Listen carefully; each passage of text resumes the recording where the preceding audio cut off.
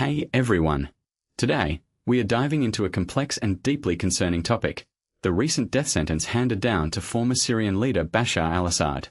This development has sent shockwaves through the region and beyond, raising questions about justice, accountability, and the future of Syria.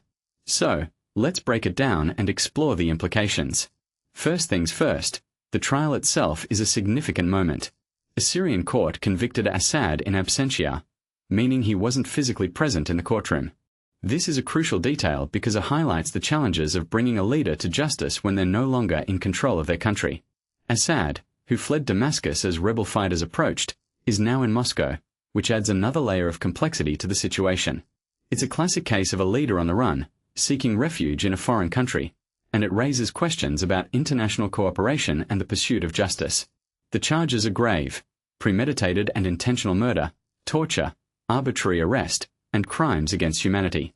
These are the kinds of crimes that shock the conscience and remind us of the horrors that have unfolded in Syria over the past decade and a half. The war has claimed hundreds of thousands of lives, and the impact on the Syrian people is immeasurable.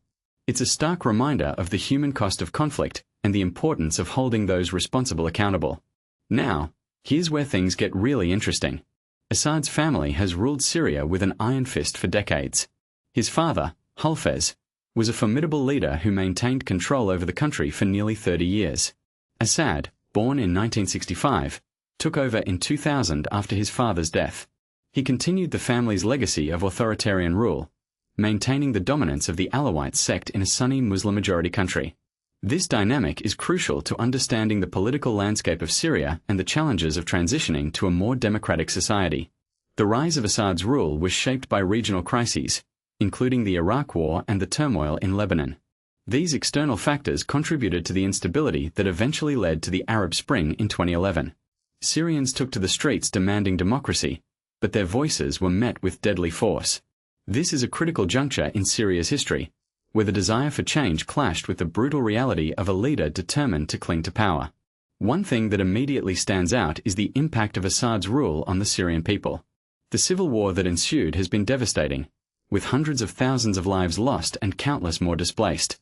The trial and sentence are a step towards accountability, but they also highlight the long road Syria has ahead in terms of healing and rebuilding. It's a reminder that justice is not just about punishment. It's about healing, reconciliation, and moving forward.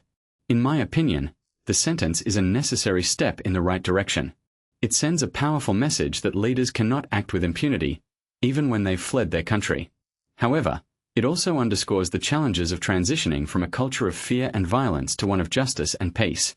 Syria's future will depend on whether the new authorities can navigate these complexities and build a more stable and democratic society. What makes this whole situation even more fascinating is the international dimension. Assad's refuge in Moscow raises questions about Russia's role in Syria and its commitment to international law. It's a delicate balance, and one that will have significant implications for the region's stability and the global effort to promote justice and accountability. In conclusion, the death sentence for Bashar al-Assad is a significant development, but it's just one piece of a very complex puzzle. It raises important questions about justice, accountability, and the future of Syria. As we reflect on this news, let's also consider the broader implications for the region and the world. What do you think? How do you see this playing out in the coming years? I'd love to hear your thoughts in the comments below.